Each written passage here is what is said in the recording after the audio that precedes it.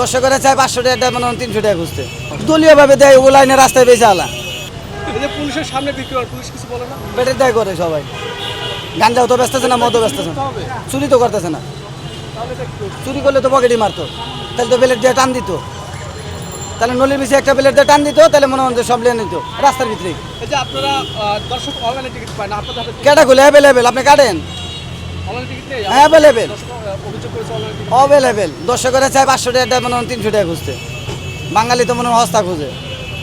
200 টাকাতে আপনার মোবাইলে টিকিট দিচ্ছে আপনি কালোবাজার থেকে কিনবেন কেন আপনি বাসায় থেকে বসে বসে ঘুমায় ঘুমায় কিনবেন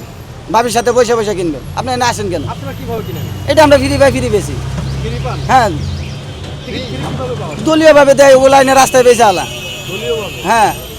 কি দল কোন দল? সব দলেরই আছে দলীয়ভাবে টিকিট দেয়। হ্যাঁ দলীয়ভাবে সব দলীয়ভাবে টিকিট আছে জুলাই আন্দোলনে আছে বিএনপির মন্ত্রণালয় আছে ক্রীড়া মন্ত্রণালয় আছে বিসিবির আছে সব আছে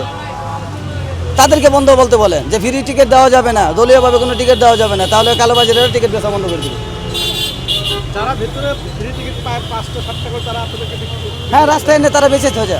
আর তাদের কাছ থেকে কিনে কালোবাজারে বেচে তার মানে বিক্রি মাত্রায় যায় এটার জন্য হ্যাঁ বিসিবি দেয়